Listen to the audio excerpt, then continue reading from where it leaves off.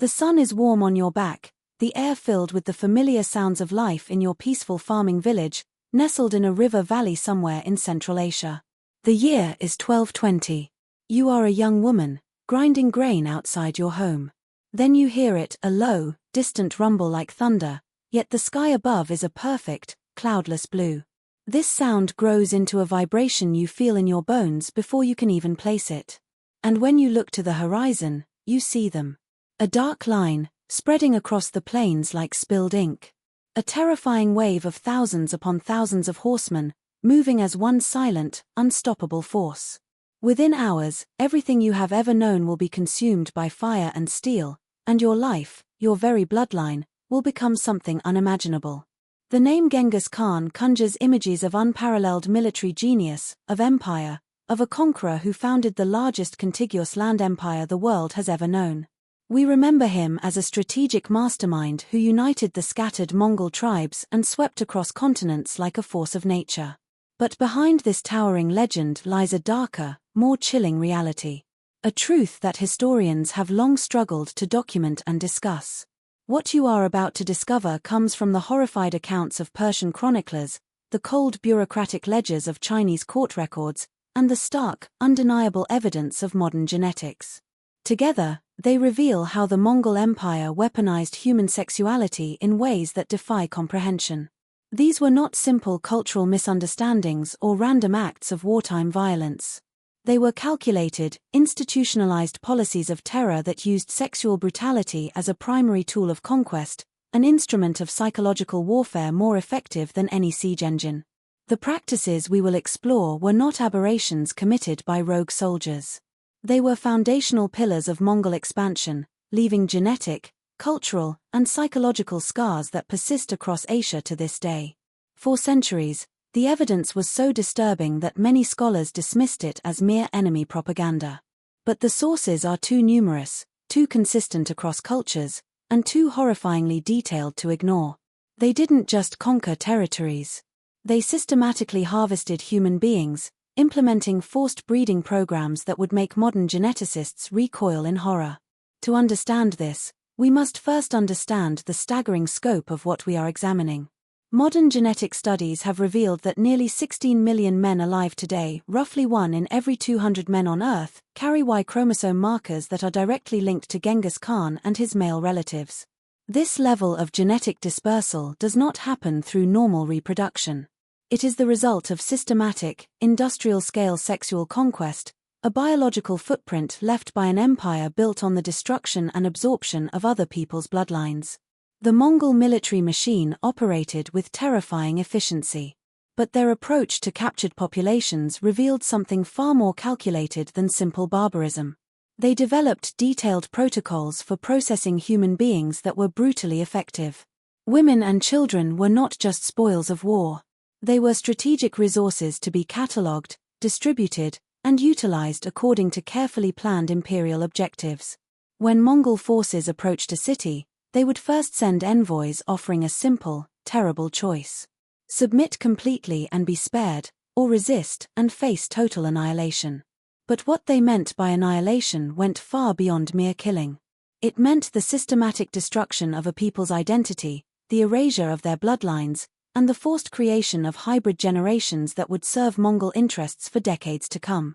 This process began even before the city walls were breached.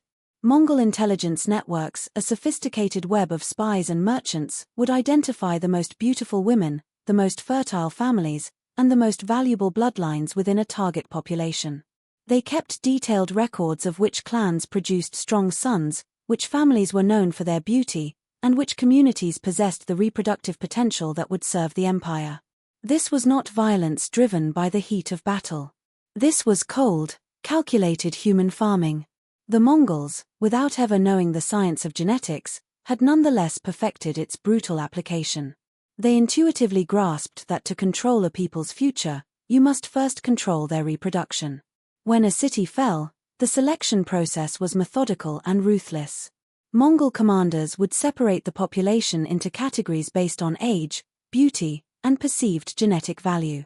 Young women of childbearing age were classified as breeding stock and distributed among Mongol warriors according to a strict hierarchy. The most attractive and highborn women were reserved for high-ranking officers and ultimately for Genghis Khan himself and his sons. But the system extended far beyond simple sexual slavery. The Mongols had developed sophisticated methods for maximizing the reproductive output of these captured populations. They understood that traumatized women were less likely to conceive. So they created environments designed to break psychological resistance while maintaining just enough physical health to ensure pregnancy. These breeding programs operated with a bureaucratic precision that is truly chilling. Mongol administrators maintained detailed records tracking which women had been assigned to which warriors, when they became pregnant, and what happened to their children. They calculated optimal breeding ratios, managed genetic diversity to prevent inbreeding, and even experimented with selective breeding techniques designed to produce children with specific desirable characteristics. Children born from these unions faced predetermined fates. Those who showed Mongol features were often raised as Mongols and integrated into the military machine.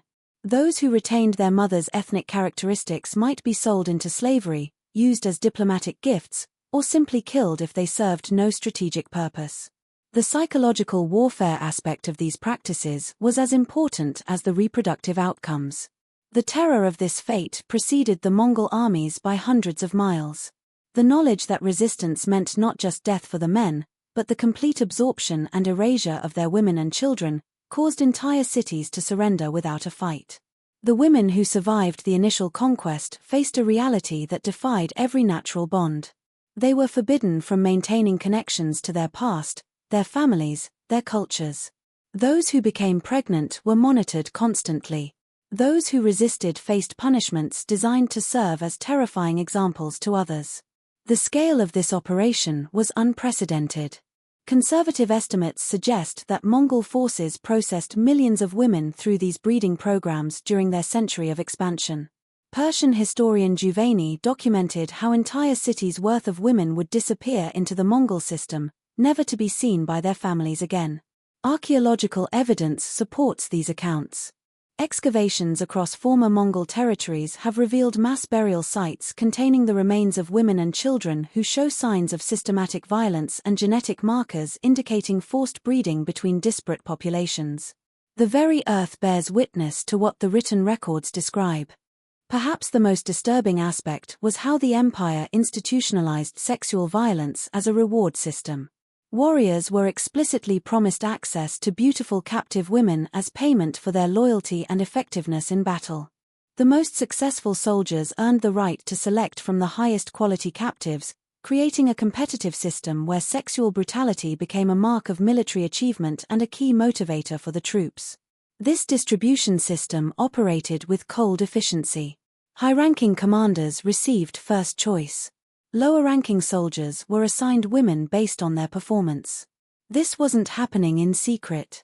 The Mongols celebrated these practices as a natural and beneficial aspect of conquest. Their own chronicles proudly document the acquisition and distribution of human beings like any other form of military plunder.